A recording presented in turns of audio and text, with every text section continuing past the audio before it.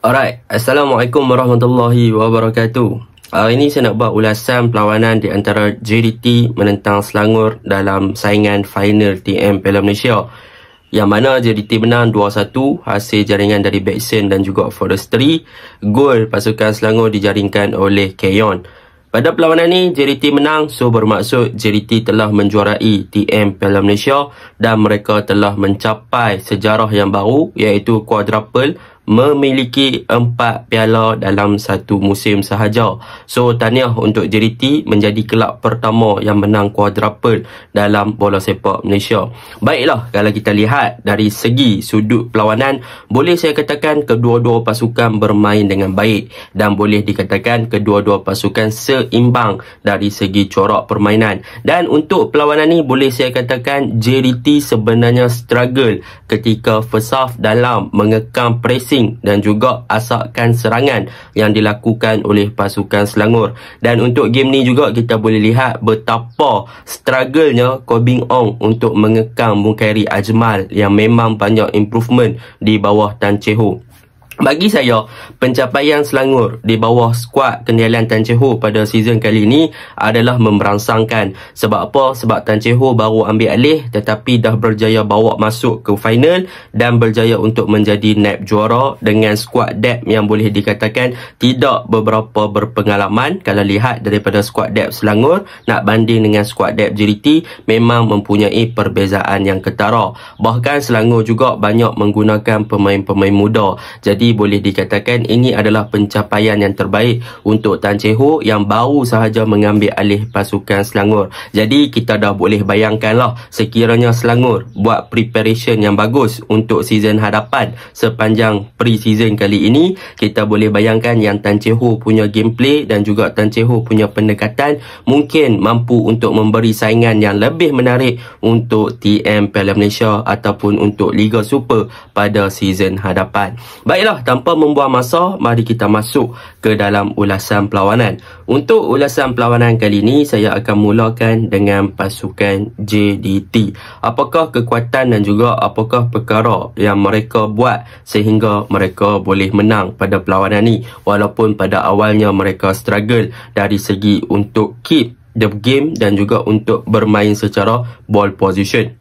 Baiklah, perkara pertama yang boleh saya katakan tentang pasukan JDT adalah tentang bagaimana mereka memanfaatkan setiap perkara ataupun setiap peluang yang mereka miliki untuk menjaringkan gol melalui kesilapan daripada barisan pertahanan pasukan Selangor. Yang mana kalau kita lihat gol pertama pasukan JDT iaitu gol penyamaan melalui Beksen ketika situasi corner kick. Yang mana ketika situasi corner kick tu tiada seseorang pun yang memaking Beksen ketika itu dan memberi ruang yang banyak kepada Beksen untuk melakukan free header sahaja. Jadi itu adalah salah satu tindakan yang bijak dari Beksen untuk melepaskan diri daripada man marking pasukan lawan dan berada dalam kedudukan kosong dan memanfaatkan kesilapan pasukan lawan yang tak makin beliau untuk menjaringkan gol dengan satu tandukan yang kencang lah ke arah gawang Selangor. Dan juga kita boleh lihat perkara sama juga berlaku ketika gol yang kedua, iaitu Beksen pandai menempatkan diri di belakang dua pertahanan pasukan Selangor, iaitu Syahrul Nazim dan juga Quentin Cheng, ataupun di antara mereka berdua lah, untuk melepaskan diri dari man marking yang dikenakan oleh pasukan Selangor. Sekali lagi Beksen berada dalam kedudukan yang bebas, berada dalam kedudukan yang free, so dia mendapat satu hantaran dari Arif Aiman yang sangat bagus dan dia melakukan percubaan, tetapi sayang percubaan dia memang direct ke arah Khairul Azhan, tetapi bola terbiah. Quentin Cheng cuba keluarkan tetapi dalam situasi yang agak kelang kabut, clearance yang cuba dilakukan oleh Quentin sampai kepada kaki Forestry. Dan sekali lagi kesilapan daripada pertahanan pasukan Selangor. Apabila bola dapat kat kaki Forestry, mereka seakan-akan ball watching, mereka tidak terus melakukan pressure, mereka memberi masa untuk Forestry hold up the ball dan ambil step untuk melakukan percubaan ke arah adalah gawang pasukan Selangor yang menghasilkan gol yang kedua. Jadi di sini apa yang boleh saya katakan, Selangor pandai untuk manipulate dan juga pandai untuk menggunakan kesilapan dan juga kelemahan dari benteng pertahanan Selangor sendiri dalam menjaringkan gol, dan mereka juga sangat-sangat klinikal apabila ada peluang yang terhidang, mereka terus menjaringkan gol berbanding pasukan Selangor yang mempunyai banyak peluang tetapi mereka tiada clinical finishing yang menyebabkan mereka tak boleh nak convert percubaan tersebut kepada gol. Itu perkara yang pertama yang saya suka tentang pasukan JDT, bagaimana mereka memanfaatkan ruang kosong, memanfaatkan peluang yang ada, dan mereka mempunyai clinical finishing yang sangat bagus untuk convert the chances ataupun convert peluang kepada gol. Itu yang pertama. Yang kedua, kalau kita lihat kepada momentum pasukan JDT di second half adalah perkara yang telah menunjukkan perbezaan antara kualiti dari segi fitness dan juga dari ketahanan corak permainan yang boleh konsisten sepanjang 90 minit. Kalau kita lihat corak permainan yang ditampilkan oleh pasukan Selangor dalam 45 minit yang pertama memang dah superb, tetapi apabila masuk second half hanya 15 minit pertama sahaja pasukan Selangor boleh bermain seperti mana mereka bermain di first half. Tetapi apabila masuk minit ke-60, pasukan JDT dah mula dominance dan mereka dah boleh untuk counter daripada segi pressing yang dilakukan oleh pasukan Selangor, dan pasukan Selangor pula seakan-akan dilihat tertekan apabila JDT memegang bola dan juga mengawal bola di second half, apabila pemain-pemain Selangor tak boleh nak absorb dan tak boleh nak meneruskan rentak yang sama seperti mana yang mereka tunjuk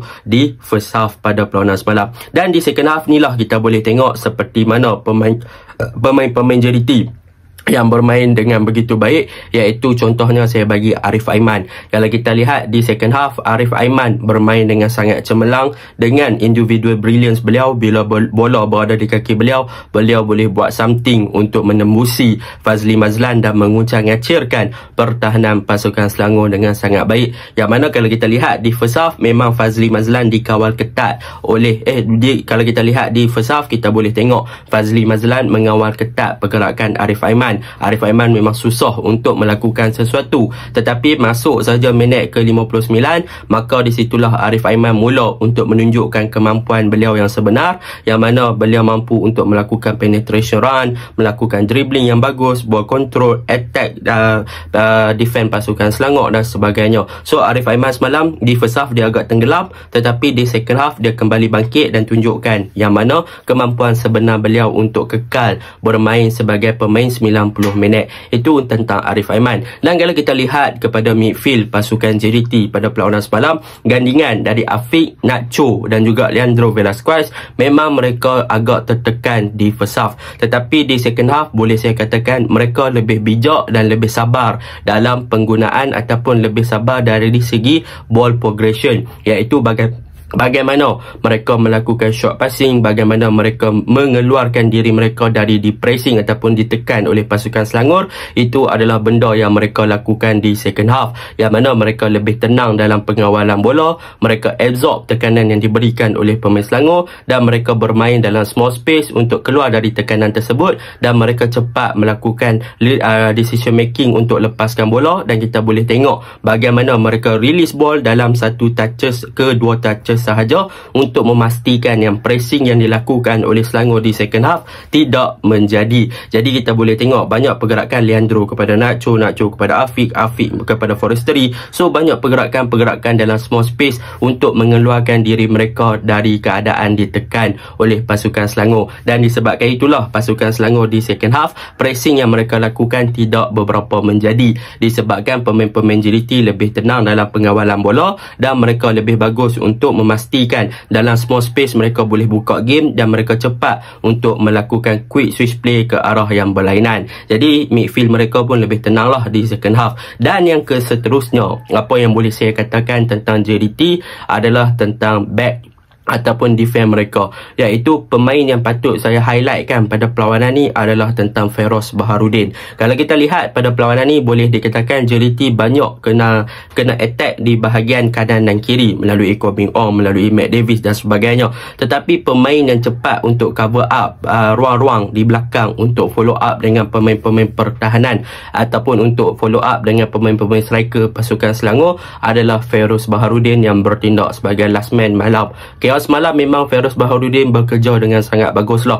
Dia boleh untuk menghalang pergerakan, dia blocking, dia turun sampai bawah, dia ligan semua. Kira memang defending shape yang ditunjukkan oleh Feroz Baharudin memang dah sangat cemerlang. So secara kesimpulannya, daripada segi gameplay pasukan JDT semalam, mereka memang bermain dalam keadaan yang struggle dan mereka susah untuk build up play seperti biasa yang mereka main, sebab mereka terus ditekan dan dipressing oleh pemain Selangor. Tetapi dalam pada masa yang sama, mereka cepat untuk absorb, terutamanya di second half.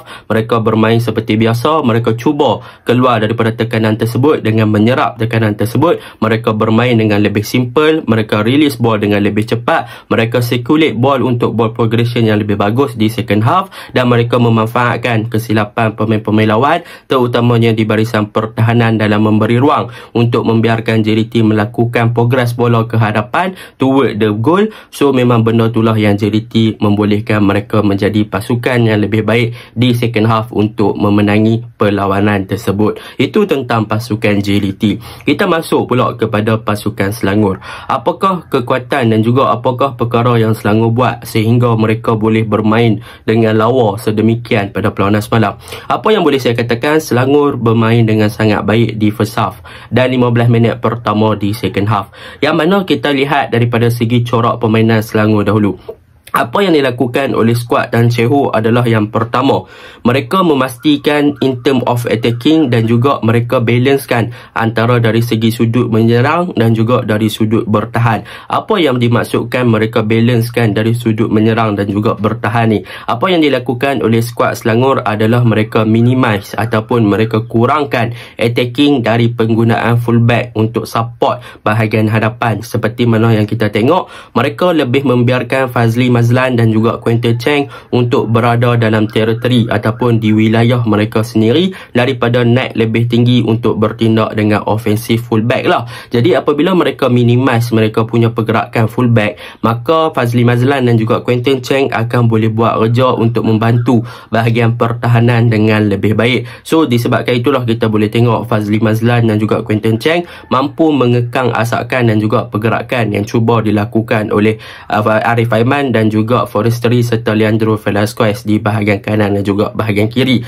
Jadi itu perkara pertama yang Tan Chee Ho buat untuk meneutralkan attacking ataupun bahagian serangan pasukan JDT, dan benda tu berjaya. Dan ditambah pula dengan yang kedua, apa yang dilakukan oleh pasukan Selangor adalah mereka overload di bahagian tengah. Apa yang dimaksudkan overload di bahagian tengah adalah mereka bermain dalam sistem single pivot, iaitu mereka meletakkan Bahar as a number 6 pada perlawanan ni untuk cover up mereka punya dua center back Akrah dan juga Syahrul Nazim. Dan daripada segi tersebut mereka telah push untuk Alex bermain sebagai number 8, yang mana Alex ni dia advance kepada bahagian hadapan in term of supplying the ball ke bahagian hadapan. Kalau kita tengok di bahagian tengah pasukan Selangor semalam, mereka banyak melakukan pressing, yang mana pressing dilakukan oleh Alex dan juga Brandon Gunn ketika JDT memegang bola. Dan disebabkan pressing yang dilakukan oleh Alex, Bahar dan juga Brandon Gunn di bahagian tengah telah menyebabkan pasukan JDT tak boleh nak ada ruang ataupun passing link mereka dah tertutup untuk supply dan juga progress the ball lebih move forward lah. Tetapi disebabkan pressing tersebut juga, JDT terpaksa untuk cari jalan lain untuk melakukan penetration ke arah bahagian kanan ataupun bahagian kiri. Tetapi sayang sebab fullback pasukan Selangor dah bermain dengan sangat rendah dan mereka dah cover up bahagian wilayah pasukan JDT di bahagian wide area. So disebabkan itulah Fesah JDT struggle untuk penetrate dan juga kawal bola di bahagian tengah dan juga untuk penetrate di bahagian wide area, sebab memang Selangor lebih balance in term of defending dan in term of pressing yang mereka lakukan menyukarkan pemain-pemain JDT untuk ball progression. Jadi itu adalah satu tindakan tindakan yang bijak daripada Tan Cheng Hock untuk overload pemain-pemain Selangor di bahagian tengah lah. So bila mereka overload, mereka boleh menyebabkan formation ataupun situation di bahagian tengah dengan 3 versus 3. So mereka boleh main mark salah seorang lah, Brandon mark Afiq Fazail, lepas tu Alex mark Nacho Insah, Baha mark Leandro Velasquez. So pemain-pemain ni tak boleh nak bergerak dalam situasi-situasi tersebut. Dan benda yang paling saya suka tentang bahagian tengah pasukan Selangor ni adalah tentang Alex, yang mana untuk Alex boleh saya katakan beliau bagi saya adalah man of the match untuk keseluruhan perlawanan. Saya akan bagi untuk dia, walaupun dia kalah, saya still lagi akan anggap yang Alex adalah man of the match. Sebab apa? Sebab kalau lihat daripada segi gameplay Alex in term of defending, dia bagus daripada segi pembacaan game, yang mana dia banyak melakukan interception dan dia banyak blocking hantaran-hantaran pendek yang cuba dilakukan oleh JDT. Dan in term of attacking, Alex memang adalah seorang player yang sangat bijak dalam menghantar bola ke bahagian hadapan. Kita boleh tengok bagaimana Alex distribute bola ke bahagian hadapan. Apa kelebihan Alex ni? Dia punya passing dia memang accurate dan dia punya vision. Vision tu yang paling penting. Sebab apa? Sebab bila ada vision, dia boleh buka game dengan sangat lawa. Berapa kali dia create chances ataupun create peluang ke arah bahagian attacking dengan supply bola yang cukup lawa kepada Keyong dan sebagainya. Tetapi sayang tak ada clinical finishing. Jadi benda tu memang saya boleh puji untuk Alex. Dan untuk bahagian hadapan pula, apa yang boleh saya katakan, Mukhari Ajmal bermain dengan sangat baik, improve gila game ni, yang mana boleh saya katakan beliau telah belajar daripada segi pengambil set piece tackle, yang mana corner kick dan juga free kick yang diambil oleh beliau, memang beliau boleh supply bola dengan baik kepada kepala target man. Tetapi in term of attacking, daripada segi dribbling, yang mana bila dia nak crossing, yang tu beliau kena improve lah. Tetapi overall game Mukhari Ajmal memang work rate tinggi, dia improve banyak bawah Tan Cheng Hock. Dia menunjukkan yang dia boleh bermain di winger, boleh bermain di midfield. So that is a good thing lah tentang Mukhari Ajmal pada perlawanan semalam. Dan overall untuk defending, bagi saya mereka telah melakukan kerja dengan sangat keras. Akrah dan juga Syarul Nazim bermain dengan cemerlang, Khairul Azham pun bermain dengan cemerlang, kan? Tetapi nak buat macam mana, tiada rezeki disebabkan kesilapan simple yang mereka lakukan. Mereka terpaksa akur dengan kekalahan 2-1. Dan kita masuk kepada kelemahan sikit lah untuk pasukan Selangor. Kelemahan yang pasukan Selangor adalah daripada segi execute dan juga clinical finishing, yang mana mereka tak ada proper finishing ataupun mereka tak berani nak melakukan percubaan direct terus ke arah gawang lawan. Sebaliknya mereka ada memerhati sebelum mereka buat decision making. So kalau boleh, mereka boleh buat decision making yang lebih cepat, lebih laju, mungkin mereka boleh convert peluang tersebut kepada gol.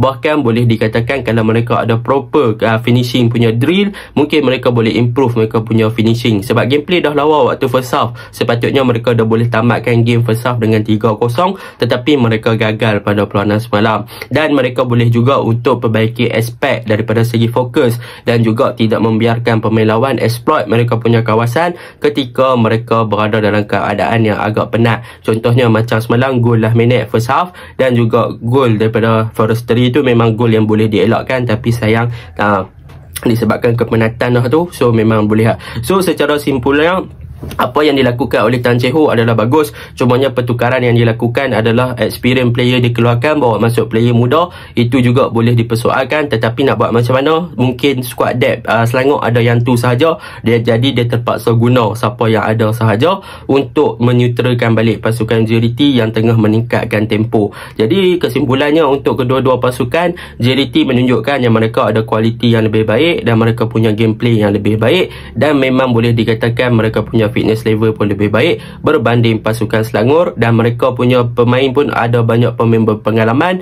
berbanding pasukan Selangor yang boleh dikatakan hampir kesemuanya adalah player-player muda. So mereka ni boleh digilap dan diberikan masa lagi untuk pembangunan. Jadi itu je lah, kita tunggu next season pula. Assalamualaikum.